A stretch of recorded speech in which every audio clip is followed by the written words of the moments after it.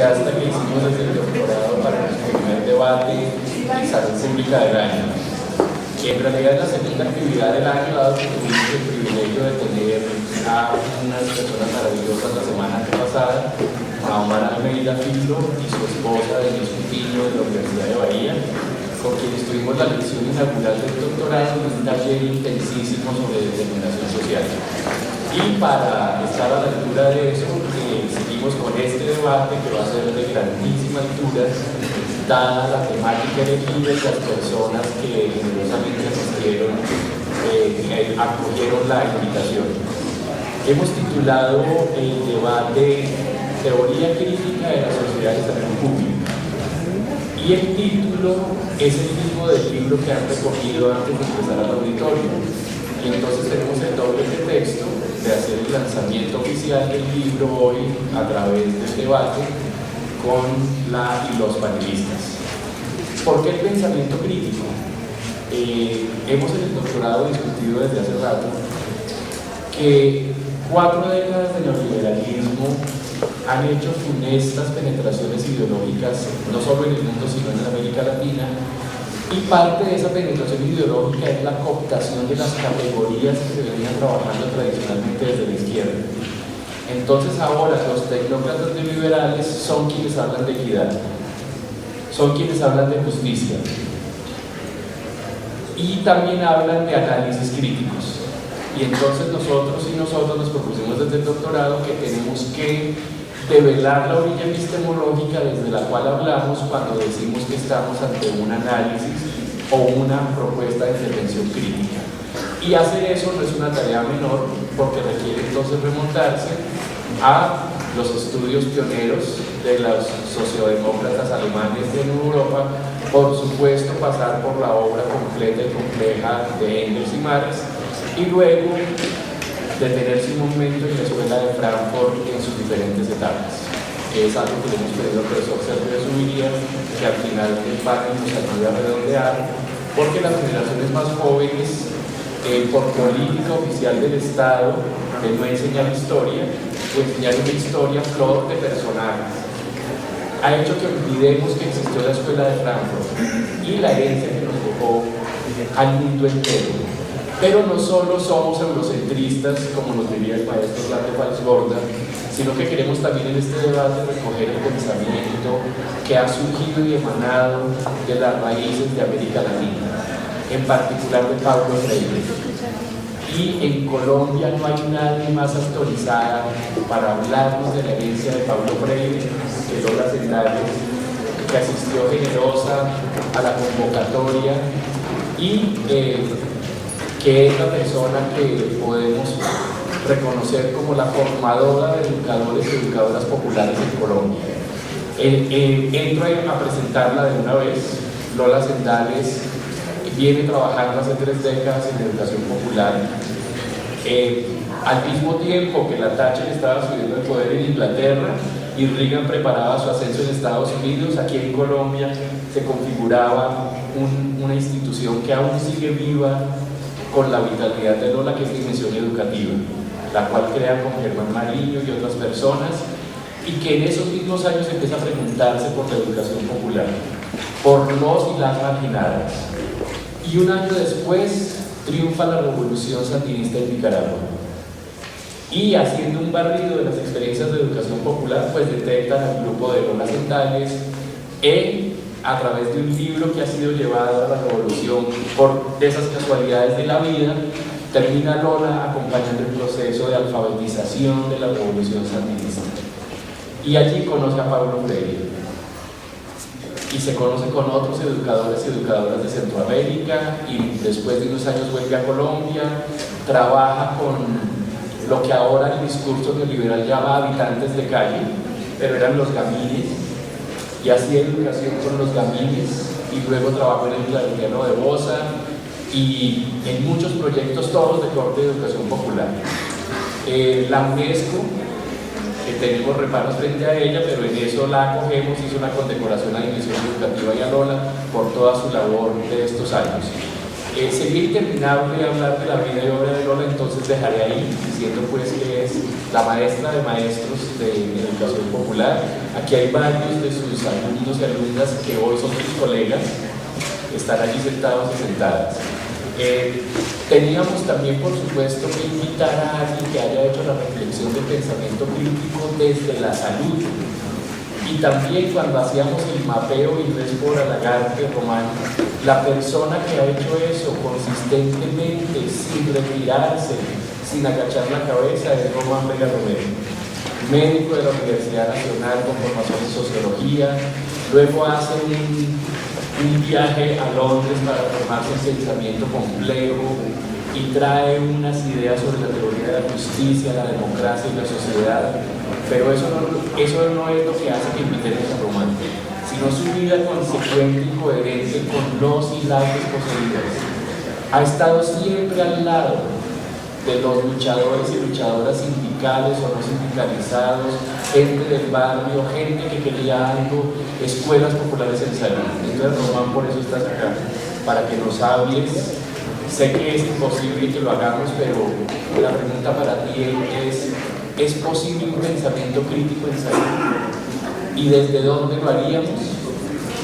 Y nuestro tercer panelista, que debe estar por llegar, es Sergio de Zubiría, Samper, famoso filósofo colombiano. Recordaremos que hace algunas ediciones de la revista Semana sacó en carátula a los 3 filósofos más importantes de Colombia, y él es uno de ellos. Profesor universitario de la Universidad de los Andes, Departamento de Filosofía, y adicionalmente del doctorado en bioética de la Universidad de los Andes. Al igual que Lola, al igual que Román, al igual que casi todos y todas acá, el trabajo de Sergio no ha sido una filosofía mirándose a sí mismo y reflexionando, ha sido una filosofía al servicio de las personas, de la gente, de las personas que necesitan. Y entonces Sergio intervendrá al final para hacernos una presentación más global de lo que es la Escuela de Frankfurt y de lo que acá alcancemos a discutir. Entonces, hecho este abrebocas, yo iba a leer un poema de Bertolt Brecht, pero en medio del corre-corre lo olvidé, pero trataré de... es una oda. Bueno, remedaré malamente lo que Bertolt Brecht dice, pero dice: el discurso que circula es el de los vencedores, pero también los vencidos tienen un discurso, y es el discurso de los vencidos a los que Lola, Román, Jorge, Lila, por supuesto todos y todas aquí le hemos apostado. Entonces, en honor a los que no tienen voz, en honor a los vencidos, proponemos otro discurso que se torna contrahegemónico y que proponemos que circule desde las aulas y que llegue hasta donde la gente lo necesita. Entonces, sin más, les doy la bienvenida y le doy la palabra a Román para que inicie este debate. Bien, buenos días. Realmente yo he sido invitado a participar de este debate simplemente para hacer la invitación a la lectura de un libro y a introducir la presentación de mis colegas. Creo que esta es mi tarea.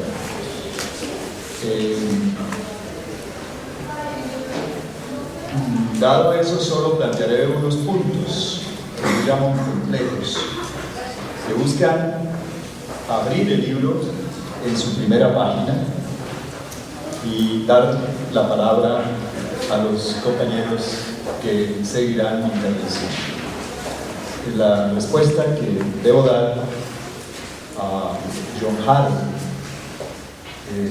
sobre qué aconsejar en términos de pensamiento crítico, creo que está aquí, en este libro. Y me parece que la tarea de ustedes es abrir el libro y dialogar con él. Creo que aquí se abren las puertas a lo que se denomina pensamiento crítico y a su importancia para el campo de la salud pública. De modo que esa es mi respuesta y yo arranco en esta discusión diciendo simplemente eso. La otra cosa que creo, y venía charlándolo con una compañera profesora de la Universidad Javeriana, Amparo Hernández, es que lo que este libro creó, que creo fue un seminario, y lo que va a continuar como seminario, es la escuela que deberíamos crear, distinta a aquella en la que nos forman en las universidades, especialmente en el campo de la salud, para encontrar una forma de pensar distinta. Yo creo que ese es un esfuerzo clave. Nosotros desde la Universidad Javeriana haremos todos los esfuerzos por ayudar a consolidar esta escuela que se ha abierto en la Universidad Nacional de Colombia, vinculando a profesores de la universidad, si nos lo permiten, los compañeros de la Universidad Nacional y de la Antioquia, creo que están unidos en esta tarea, y a estudiantes de la Universidad Nacional. Y hay razones para ello. Para mí, el desafío más importante de la salud pública es la desigualdad en salud. Hoy no solo se dice que la pobreza es perjudicial para la salud, ni que la principal causa de enfermedad en el planeta es la extrema pobreza. Se demuestra cada vez con datos científicos más abundantes que la desigualdad social está estrechamente correlacionada con desigualdades injustas en salud, e incluso se afirma que la epidemia más importante de la época actual es la desigualdad, y que ésta enferma y mata. Una de las mayores preocupaciones actuales de los investigadores y analistas de la salud pública es describir desigualdades en salud por género, etnia, raza, ingresos, educación, tipo de ocupación, clase social, áreas urbanas, etc., y encontrar su asociación con condiciones socioeconómicas y sociodemográficas. Siempre la conclusión es la misma.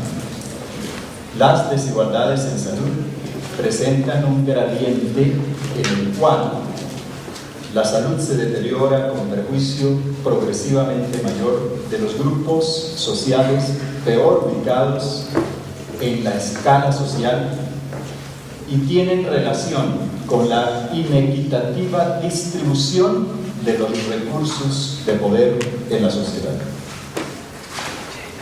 Contradictoriamente, uno de los objetivos formales de los formuladores de políticas de salud que ha pasado al primer plano del proceso de las decisiones ha sido planificar intervenciones puntuales, generalmente técnicas, orientadas a reducir tales desigualdades con recetas bien conocidas, afectar algunos factores determinantes sociales aislados, entre ellos principalmente lo que se denomina vulnerabilidad y exposición a riesgos de los grupos más afectados o empobrecidos, a través del empoderamiento de las personas para generar capacidades y resiliencias, acciones sobre algunas condiciones básicas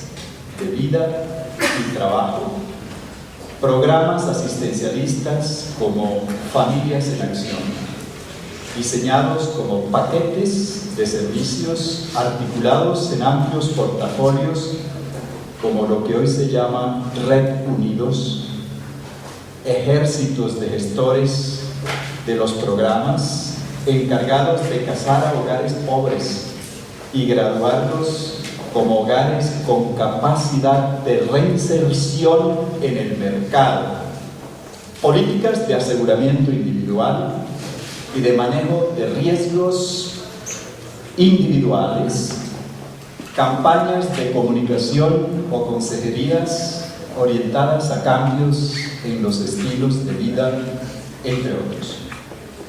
Con este arsenal se pretende erradicar la pobreza y superar las desigualdades amenazantes a los ojos de los ricos. A pesar de ello, lo que observamos es que la pobreza y las desigualdades se mantienen, o aún peor, se extienden y amplían. ¿Por qué estas situaciones no cambian para mejor en favor de los sectores de la población en desventaja social, es decir, de los trabajadores asalariados, de los desempleados, trabajadores informales, mujeres obreras, indígenas, afrodescendientes, pobres y excluidos de todo tipo?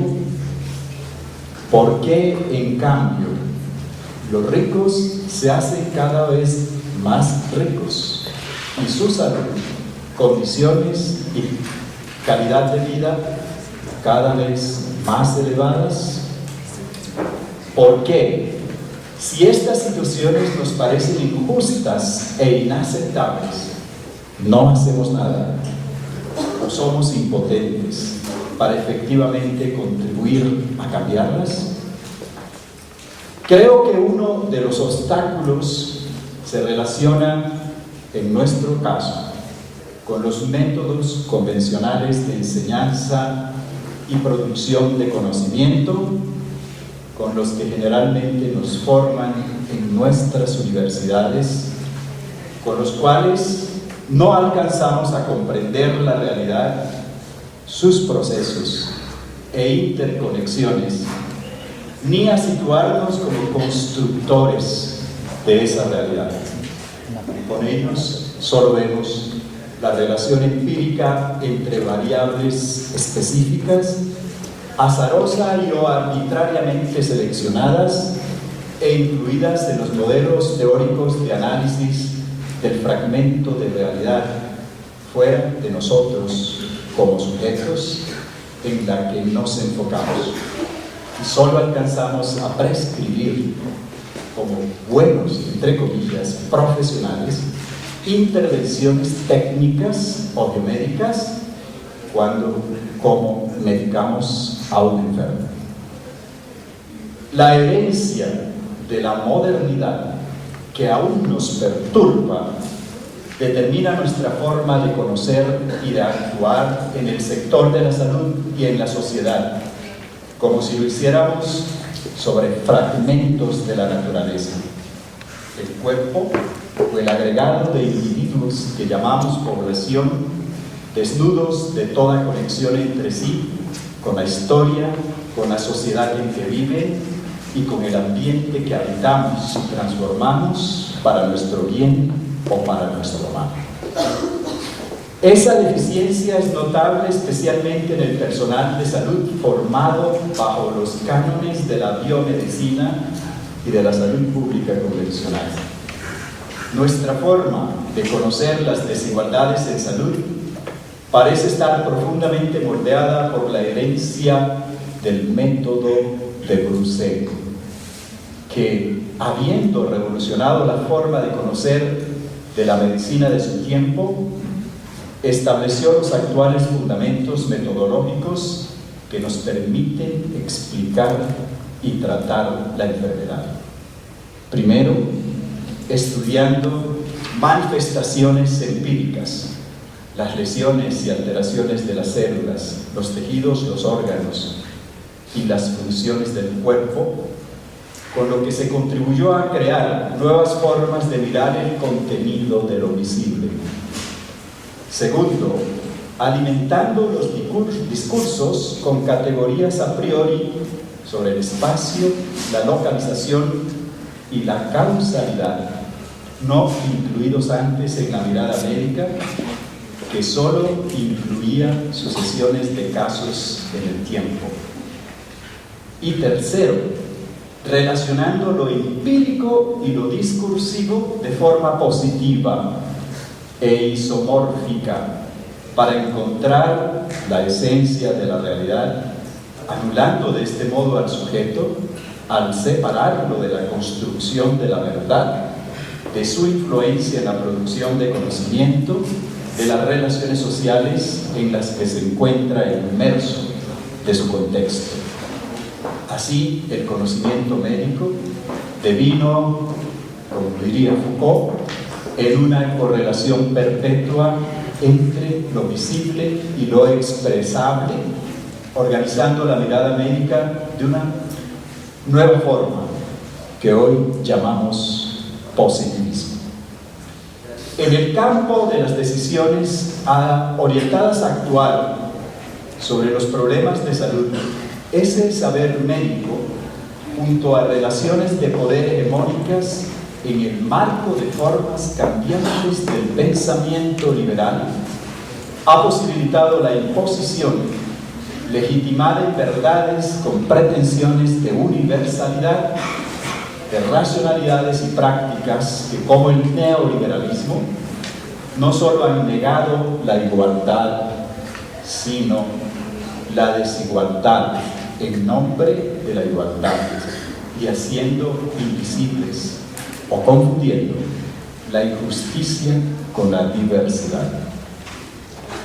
Recordemos que, como señalaba también Foucault, bajo el capitalismo, el liberalismo se convirtió en principio y método de optimización del ejercicio del gobierno y de la economía, y con ello de regulación de la salud, de los nacimientos, de la muerte y de la longevidad en función de la rentabilidad económica. Pero en la época actual, una nueva forma de liberalismo, el neoliberalismo, ha perseguido no solo la maximización de los actos del gobierno y la minimización de sus costos, sino la reducción del costo económico del mundo de lo social y de lo laboral, con el empobrecimiento de la mayoría y el mayor enriquecimiento de muy pocos. En el caso de la salud, no solo se han desmantelado los viejos sistemas públicos de salud y de seguridad social, sino que se ha roto la noción de sujetos de derechos y destruido las organizaciones de los trabajadores. No solo se ha controlado la producción de conocimiento, el acto médico y la relación de estos con los pacientes, sino que también se ha privatizado, mercantilizado y empresariado los servicios de salud y aún el autocuidado de los individuos. No solo se han flexibilizado las relaciones laborales en función de la reducción de los gastos laborales y sociales, sino que se han reducido o limitado los impuestos a los ricos para maximizar las ganancias del 1% a cuenta del empobrecimiento del resto de la humanidad. Eso lo dijo Paul Krugman, Premio Nobel de Economía. La salud devino no solo un insumo de la producción y de la productividad capitalista, sino un espacio de inversión de capital. Esta nueva relación entre cierto conocimiento médico y el poder del capital no solo disolvió la noción de sujetos de derechos en la de sujetos de riesgo, fruto de la correlación objetiva de combinaciones de factores de riesgo a través de la estadística y de la epidemiología, sino que proletarizó a gran parte de los profesionales de la salud o los convirtió en negociantes de la medicina o en instrumentos subordinados de las nuevas estrategias de las agencias de gobierno y del sector privados, orientado a gestionar perfiles individuales de riesgo, administrar las actividades de los mercados de seguros y de prestadores de servicios, delinear métodos de intervenciones focalizadas, entre otras actividades de la nueva lógica del mercado capitalista.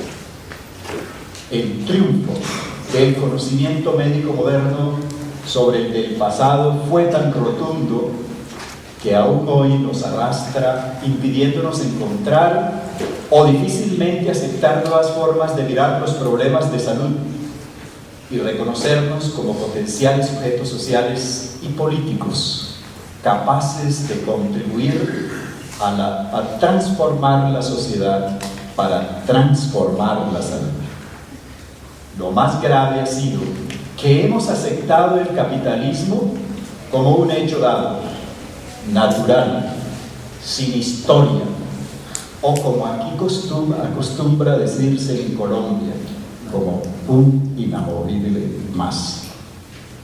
Ese triunfo del conocimiento médico moderno no solo ayudó a naturalizar, individualizar y homogeneizar la vida, sino la sociedad misma, encasillándolas entre los límites, como dijera Canguilhem, de lo normal y de lo patológico, con lo cual se negó la contradicción, la diversidad y la transformación a través de la lucha social, que fue también disuelta en la innovación y aplicación de tecnologías y en el mercado como únicos recursos del progreso.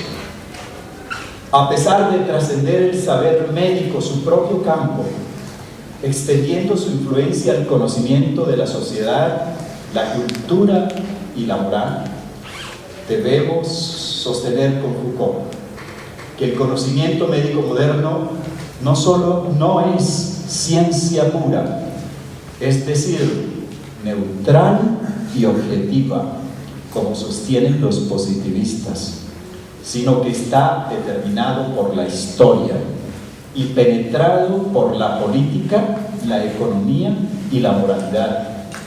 Y, como también sostiene Osborne y Good, no es una totalidad unificada capaz de producir verdades absolutas, sino un conjunto de diferentes racionalidades en lucha, discontinuas, que expresan las contradicciones, confrontaciones y relaciones de las fuerzas que las promueven y alimentan y del contexto en que ese proceso se produce y se reproduce.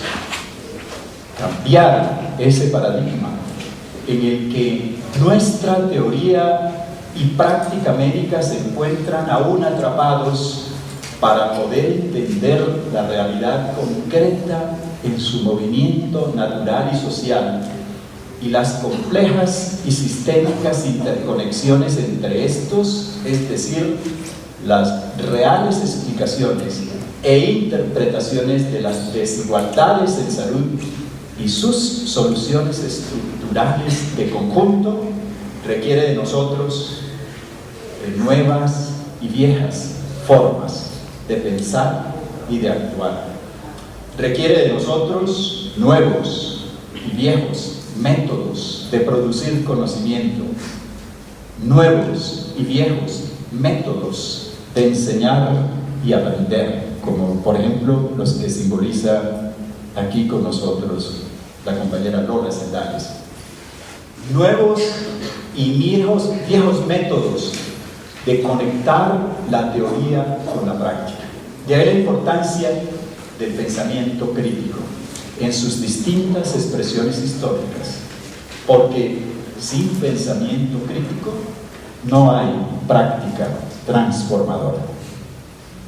Ese libro sobre la teoría crítica de la sociedad y salud pública nos muestra elementos importantes de un camino que nos conduce a apropiarnos de nuevas concepciones epistemológicas y metodológicas y de nuevos instrumentos para la acción, aquellos que pueden emanciparnos de la explotación económica, de la subyugación patriarcal y de la opresión política, las verdaderas causas de la desigualdad social que genera la desigualdad en salud. Infortunadamente, en las actuales relaciones de poder, Estas nuevas formas del conocer y el actuar no hacen parte sustancial de los currículos de nuestras facultades del área de la salud, porque ellos han sido calco del conocimiento hegemónico, esencialmente biomédico, impuesto a nuestros países a través de la reforma Flexner.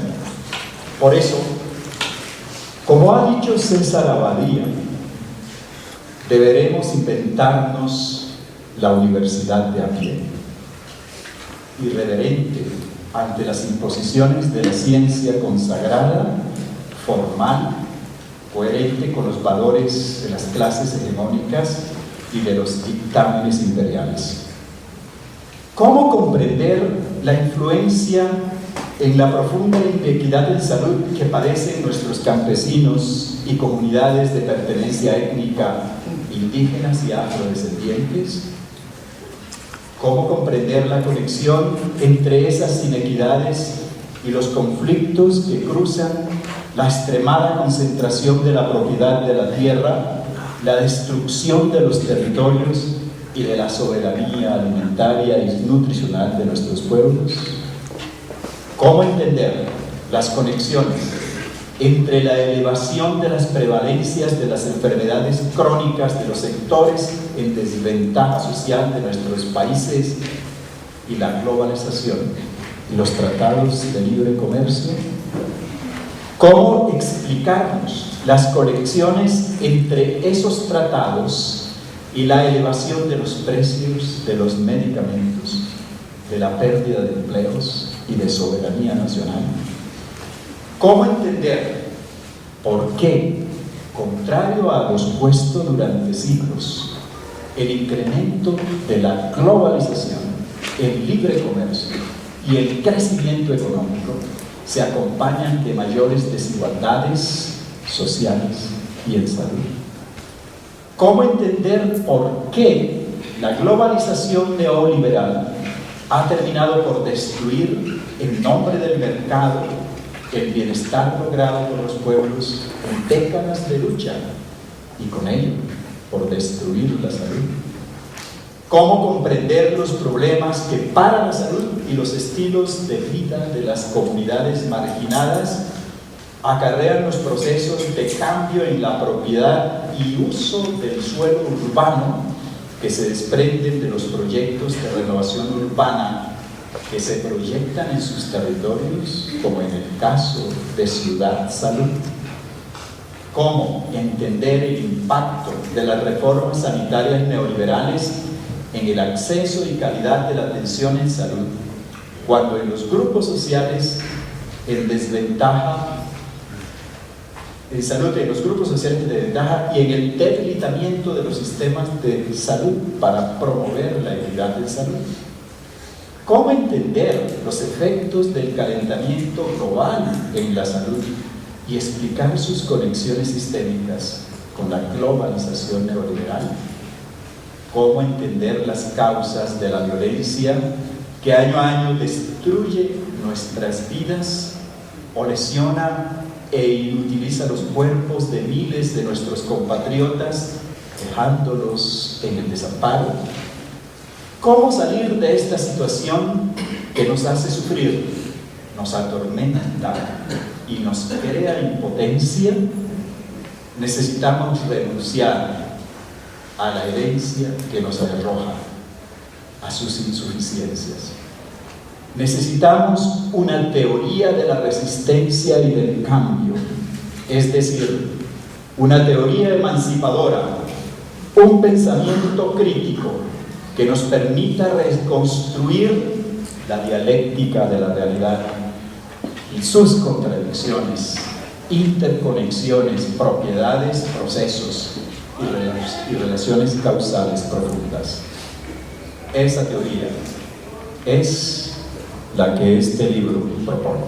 Mil gracias, compañeros.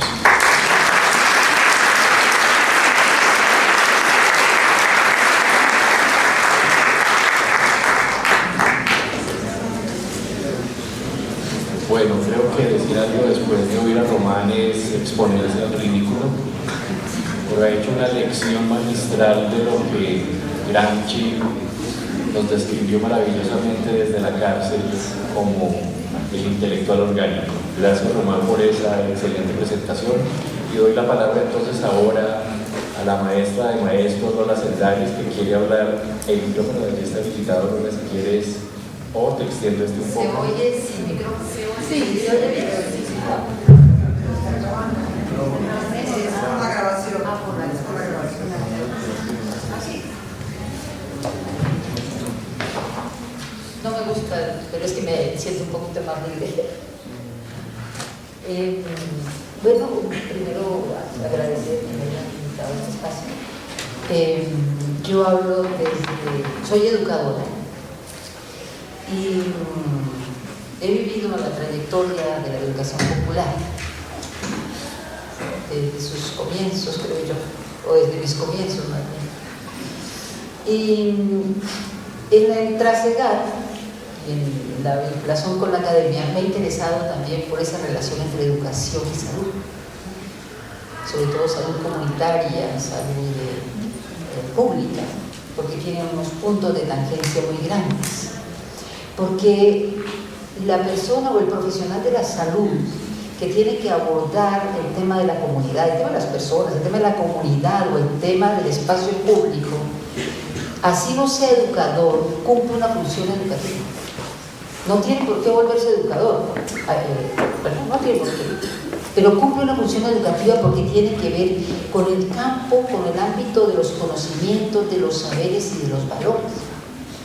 Él quiere que las comunidades aprendan cosas. Él quiere también que las comunidades, los grupos, las personas adquieran valores en términos de la salud.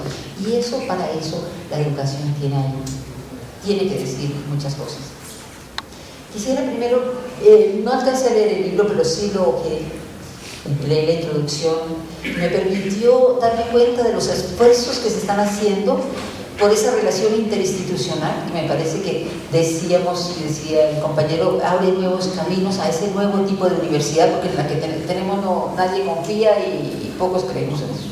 Entonces, nuevos caminos a la nueva universidad, el espacio interdisciplinar, las relaciones interinstitucionales, y da una especie de también de esbozo de esa trama que se fue constituyendo en la construcción del conocimiento que esos talleres o ese ejercicio académico dio como resultado. Entonces creo que también es como una especie de metacognición del proceso vivido. Y leyendo un poco eso, claro, mi mirada está sesgada desde la educación, ustedes encuentran o acuñan un término que es educación democrática crítica. Educación crítica democrática, como la propuesta que sería consecuente también con las búsquedas que ustedes tienen en el ámbito de la pedagogía crítica.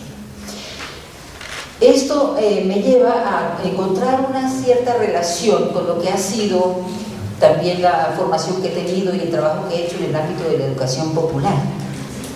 Les decía, todos estos trabajos que nos llevan a trabajar a relacionarnos con la comunidad tienen que ver con un elemento educativo. Entonces ahí es donde hay un encuentro entre los profesionales de la salud que andan en estos campos, no es con todos obviamente, y los educadores, la educación y no cualquier educación. Hay un tipo de intencionalidad que nos vincula y es una intencionalidad ético-política emancipatoria fundamentalmente, ¿no?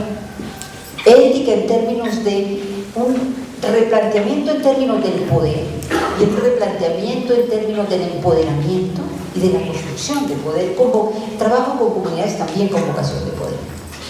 Y el asunto de ético en términos de reconocimiento de la exclusión, quizá el campo de la salud es uno de lo más dramático que hay, ¿verdad?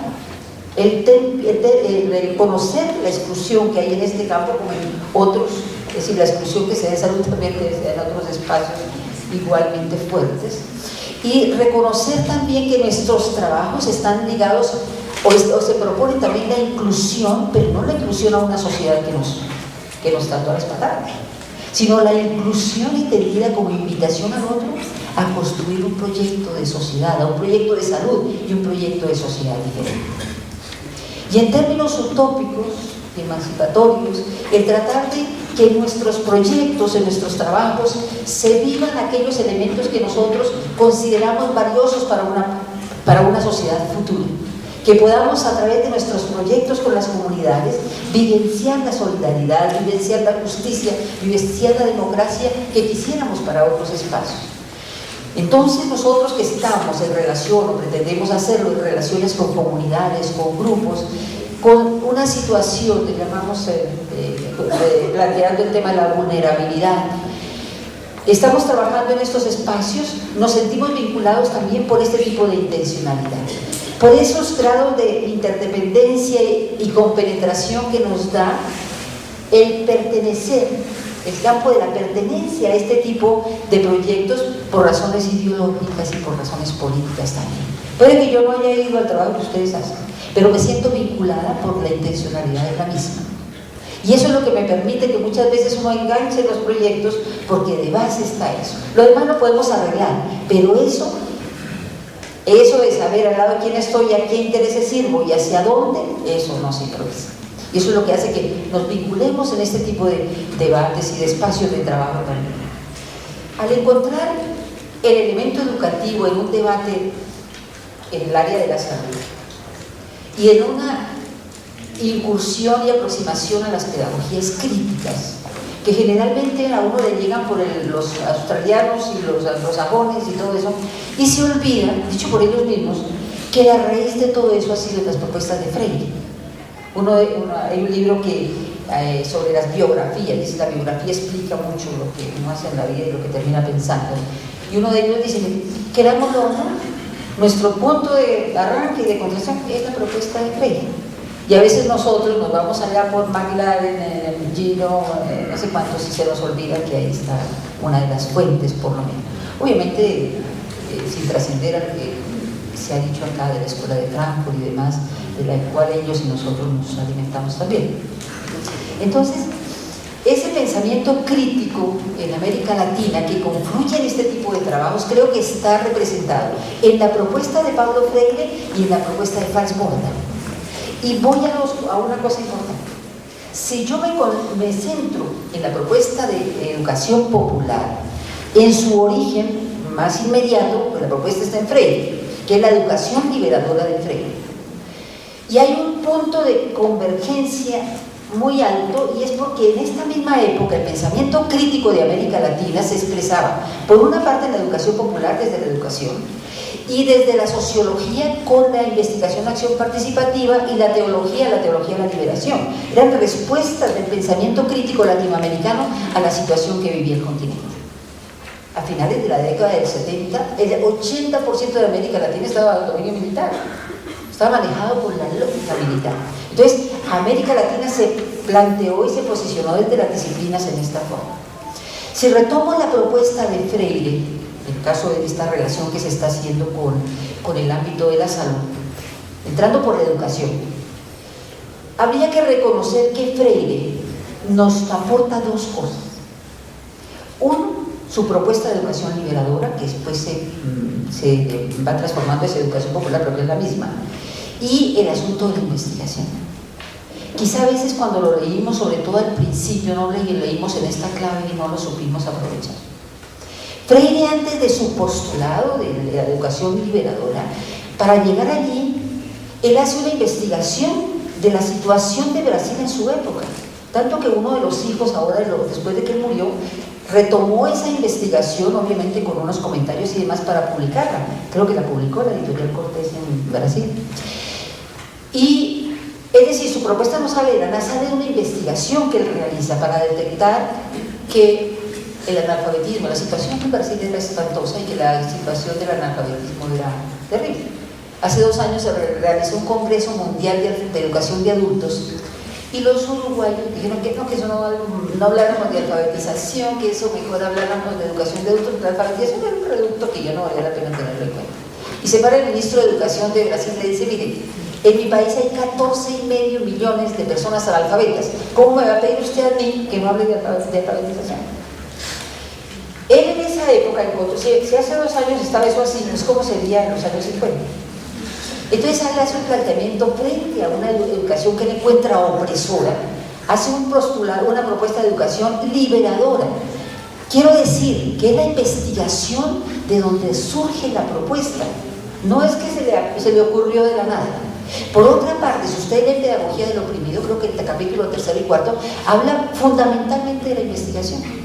Y él nos va a decir, mire, si usted va a trabajar en el campo, si usted va a trabajar con la comunidad, si usted va a trabajar en los barrios o donde usted quiera hacerlo con las personas, o en la clase alta, donde quiera, usted tiene que empezar por investigar dónde es que va a trabajar y con quién. Él dice, él habla para la alfabetización de indagar sobre el universo vocabulario, es decir, por la palabra realidad. Él dice, usted tiene que saber de qué habla la gente. Pero más allá de eso, dice, usted tiene que ir a encontrar las contradicciones que vive esa comunidad, y no solo encontrar las contradicciones, sino cómo interpreta la gente esas contradicciones. Porque él va a decir, mientras yo no tenga ese mapeo, digámoslo así, yo no voy a poder trabajar con ellos. ¿Cómo me relaciono si los desconozco?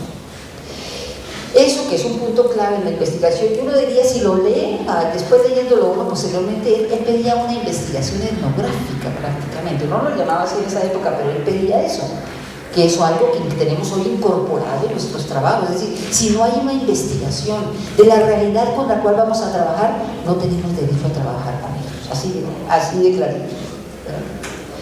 Y luego si recogemos las obras, en todas las páginas de sus obras va a decir que hay una relación intrínseca, natural, entre educación e investigación.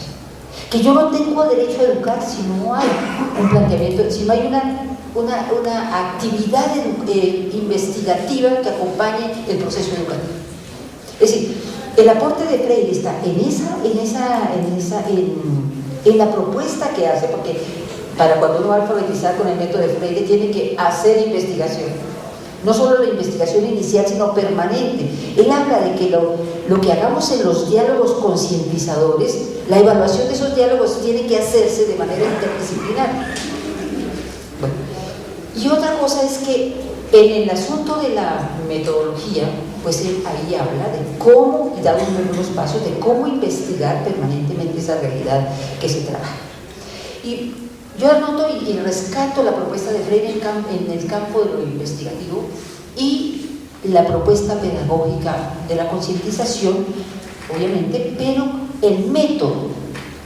Él dice, el método de la concientización es el diálogo. ¿Qué es el método? La propuesta pedagógica de la educación popular, el diálogo. Porque hay una cosa en la cual estamos de acuerdo.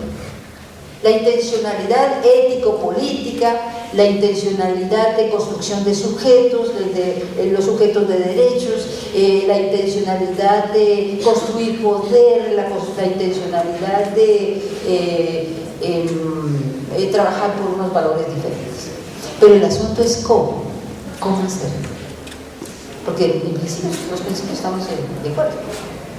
Y ahí es donde está ese eslabón entre la intencionalidad y el quehacer que lo plantea la pedagogía. La educación es el hecho social. La pedagogía es la que va vinculando esa gran propuesta de cambio que tiene la educación con el cómo hacerlo, ¿no? Con la parte más metodológico y didáctica. Y yo creo que ahí, para quienes abordamos el tema de la educación en salud, hay un aporte fundamental. Y es que el método para trabajar estas intencionalidades de transformación y de cambio subjetivo y social es el diálogo. Y el diálogo ha tenido una trayectoria desde el planteamiento del idealismo, del periodo idealista de Freire, donde decían eso, ¿no? Con buena voluntad, ahí se hace un gráfico, ahí podemos conversar para ir ganando en claridad y ir construyendo una nueva realidad. Después él mismo va a reconocer que le faltó el aporte del marxismo, que detrás del diálogo hay unas estructuras y que en la relación dialógica hay unas relaciones de poder. Entonces, esa fase donde él no llegó allá es la parte de la fase idealista. Él reconoce después, dice, el marxismo me aportó a esto. Hay una cosa que yo quisiera en esta relación también de Freire, Orlando Falsi. Hay un paso de la educación liberadora a la educación popular que se da más o menos en la década de los 80. Cuando justamente los cambios a nivel continental, el surgimiento de nuevos sujetos, nuevas luchas, hicieron que la educación tuviera que reanimar y revitalizar sus compromisos, y a eso se debe el cambio de ese nombre, educación liberadora, educación popular.